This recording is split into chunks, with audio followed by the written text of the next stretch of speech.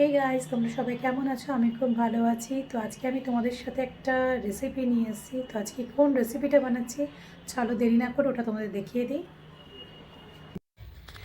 তো আমি ভেটকি মাছ সেদ্ধ নিয়ে নিয়েছি, এর মধ্যে নুন হলুদ দিয়ে সেদ্ধ করে রেখেছি। আর গোটা একটা আলু সেদ্ধ, ধনে পাতা কুচি, আদা কুচি, রসুন কুচি, পেঁয়াজ কুচি, গরম মশলা গুঁড়ো আর নিয়ে নিয়েছি এটা গোলমরিচ গুঁড়ো। তো কড়া গরম হয়ে গেছে, এর মধ্যে আমি দেব সাদা তেল। তো সাদা তেল খুব একটা বেশি নেবো না, কারণ এর মধ্যে মশলাগুলো শুধু ফ্রাই করব, পেঁয়াজ টেঁয়াজ। তো বেশি নিলাম না, অল্প একটু নিলাম। তো গ্যাসের ফ্লেমটা একটু বাড়িয়ে দিই। তেল গরম হয়ে গেছে, এবার দেবো পেঁয়াজ কুচি। পেঁয়াজ কুচি দিলাম, এটা একটু হালকা নাড়িয়ে নেব। পেঁয়াজটা গোল্ডেন ব্রাউন হয়ে গেলে আমরা এর মধ্যে দিয়ে দেবো হচ্ছে রসুন কুচি আর দিয়ে দেবো আদা কুচি। তো এখন দিচ্ছি আমি এর মধ্যে রসুন আর দিয়ে দেব এর মধ্যে আদা কুচি। তো এটাকে আবার ভালো মতো নাড়িয়ে নিতে হবে। এর মধ্যে আমি হচ্ছে জিরের গুঁড়ো দিলাম আর দেবো 1 চামচ ধনে গুঁড়ো। এই দুটো আমি স্কিপ করে গেছি, তো তোমরা কিন্তু মনে করে দিয়ে দেবে জিরের গুঁড়ো আর ধনের গুঁড়োটা। দিয়ে একটু নাড়িয়ে নিলাম। নাড়িয়ে নেওয়ার পর এর মধ্যে আমি আলুটাকে, গরম মশলা গুঁড়োটাও দেবে এর মধ্যেই, গরম মশলা গুঁড়ো আর তোমার গোলমরিচ গুঁড়োটা তোমরা দিয়ে দেবে। আর আলুটাকে চটকে এর মধ্যে দিয়ে দেবে।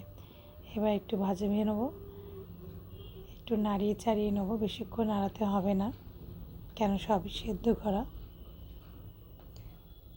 তো নাড়িয়ে চাড়িয়ে নেওয়ার পর একটু মাছটার মধ্যে আমি পাতিলেবুর রস দিয়ে দেবো, কেন যে মাছের যে আষ্টি গন্ধটা ওটা আর থাকবে না।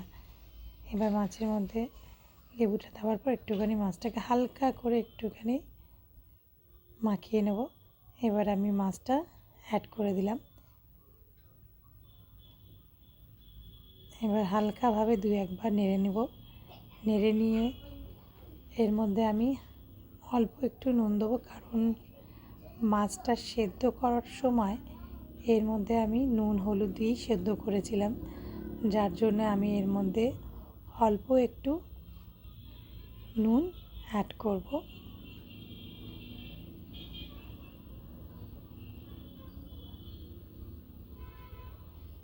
আবার একটু এটাকে নেড়ে ছেড়ে নিই। এবার এর মধ্যে আমি অ্যাড করব ধনেপাতা কুচি। ধনেপাতা দেওয়ার পরও আমি একটু 2-1 বার নাড়ানোর পর এটাকে আমি নামিয়ে নেব।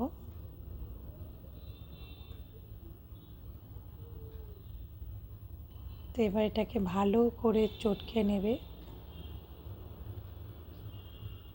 খুব ভালোভাবে এটাকে চটকাতে হবে। তো এবার আমি এগুলোকে বল তৈরি করে নেব। প্রতিটা আমি ভালো মতো বলের আকারে করে তৈরি করে নেব, কারণ এটা সহজেই খুব তাড়াতাড়ি বল পাকিয়ে যাবে, কারণ এর মধ্যে আলু মাছ দুটোই আছে। তো প্রতিটা আমি এইভাবেই ফিশ বল তৈরি করে নিচ্ছি।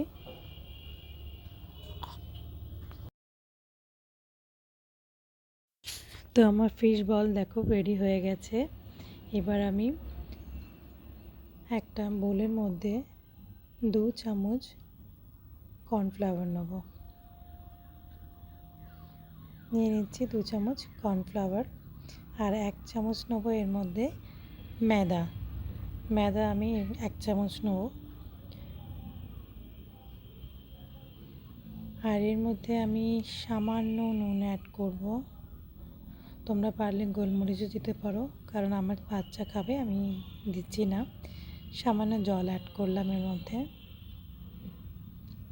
এটা ভালো করে নাড়িয়ে নিতে হবে, আর একটা ব্যাটার তৈরি করে নিতে হবে, যাতে ফিশ বলগুলো এর মধ্যে ভালো মতো ডুবে যায়। তো এর মধ্যে ফিশ বলগুলোকে দিয়ে ভালো করে ডুবিয়ে নাড়িয়ে চাড়িয়ে বিস্কিটের গুঁড়োর মধ্যে এবার ভালো করে মাখিয়ে নেব, যাতে বিস্কিটের গুঁড়োগুলো চারিদিকে ভালো করে মেখে যায়। তো প্রতিটা বল আমি এইভাবেই বিস্কিটের গুঁড়ো ব্যাটারে চুবিয়ে বিস্কিটের গুঁড়ো মাখিয়ে আমি বলগুলোকে রেডি করে নেব। তো চলো, তো রেডি হয়ে গেছে আমার বিয়ে বাড়ির মতো ফিশ বল। খুব দারুণ দেখতে হয়েছে, দেখো খুব সুন্দর দেখতে হয়েছে। এর মধ্যে থেকে একটা আমি টেস্ট করে খেয়ে দেখি যে কেমন হলো ফিশ বল।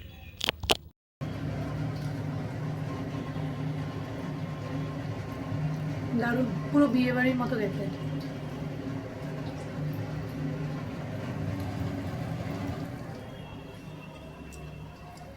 পুরো বিয়েবাড়ির স্টাইলের যে ফিশ বলগুলো হয় পুরো সেরম খেতে।